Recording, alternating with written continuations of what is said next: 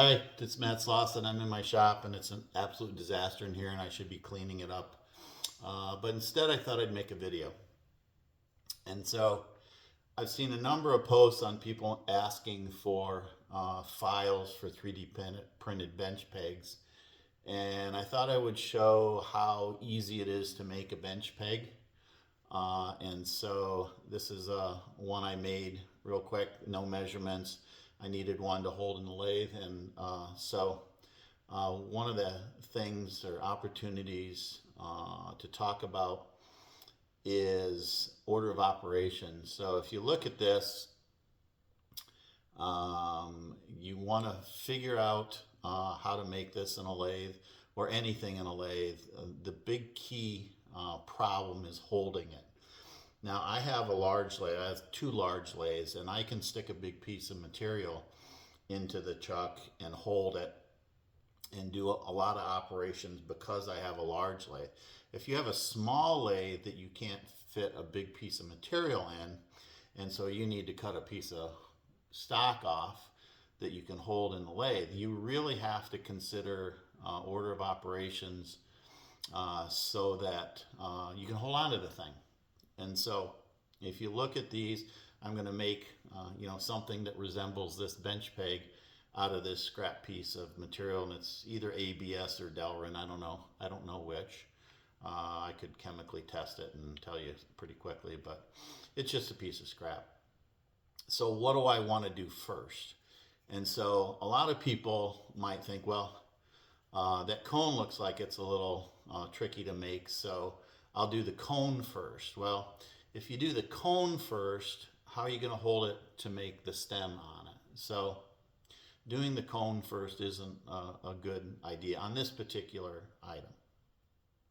So I'm going to do this stem, and I'm not going to do it to any particular dimensions, but if you're new to machining, what I always suggest to people is you just invent a number. Let's say you want it to be 1/2 of an inch in diameter, or 3/8 or 1/4 or whatever. You invent a number and you make it that number. You attempt to make it that number.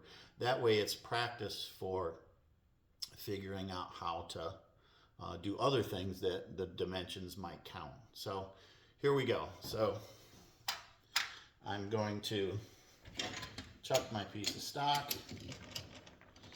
And I'm using carbide insert tooling right now because that's just what I got set up at the moment. But I use a lot of high-speed steel tooling. And this is set up. I'm going to do a little facing cut just to even this out. So this is going to get loud.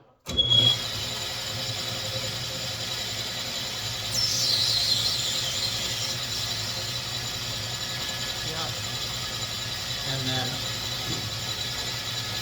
I have a digital readout, so I'm just going to look at the numbers. And if you've ever taken a lathe class from me or a lesson from me, you know I don't turn dials. So I use power feed on everything. My lathe has a friction clutch, so I'm not using the 1/2 nut lever, I'm using power feed.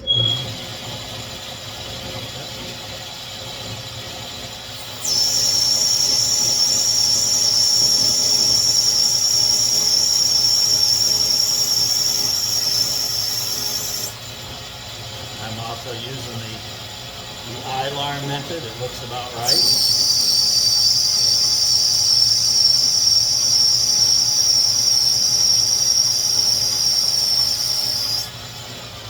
And the temptation is to grab that stuff while it's still spinning, but there, it fell out of the way.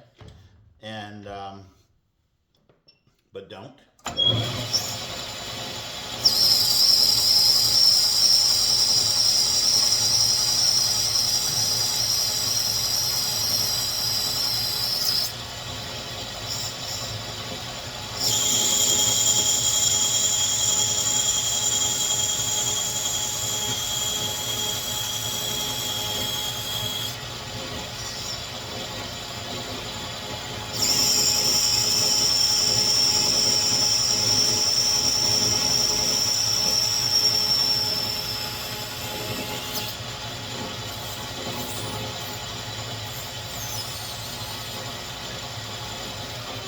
So there we go. So I've got the stem cut, and then I'm going to flip it around. I'm going to chuck it up on that stem and cut the angle. Now the angle is a little bit more difficult to figure out, and so you know, I want it, so if I wanted to cut from this side, I'd have to angle my compound rest to cut this way, and quite frankly that's kind of a pain in the butt. So I find cutting on the back side makes it a little easier. So I need a tool that will reach to the back side, and I have my compound rest set up at 30 degrees on mine. It might be different on yours. So this will give this cone a 60-degree angle. So what am I going to use? Well, I'm going to use a boring bar. So if I use a boring bar and set it up like this at an angle, I can go in and out like this to cut my angle. Now here's the problem. The lathe normally turns this way. Now my lathe has a cam lock chuck on it, so there is no danger of me unscrewing this. Most of the mini lathes out there have a bolt-on chuck, and there's no chance you're going to unscrew that, because on this setup I have to spin this backwards. So if you have an Old South Bend or a Logan or let's see, any number of other lathes with thread-on chucks, you can do this. You got to be really careful that when you spin the chuck backwards, you don't put enough force on it to unscrew the chuck. So fair warning. So anyway, so I'm backwards, and I'm just going to line this up.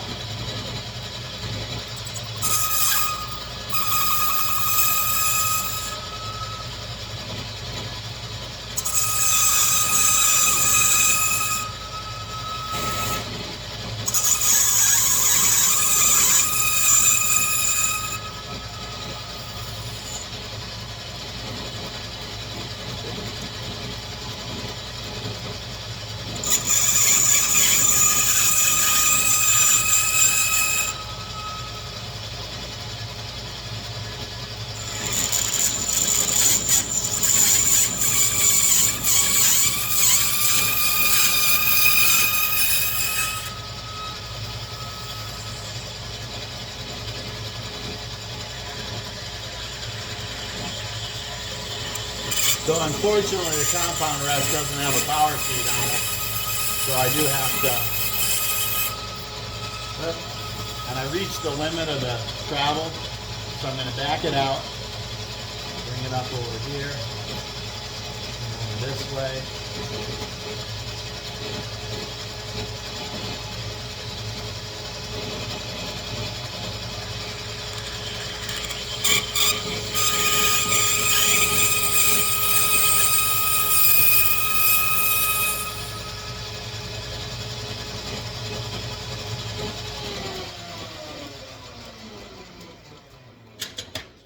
So there's my bench peg.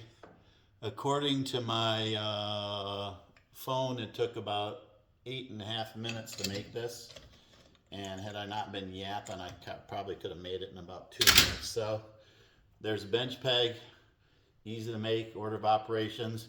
If I had wanted to make a cup center, I could do the same thing, but start with a pilot drill in the center. So there you have it, bench peg.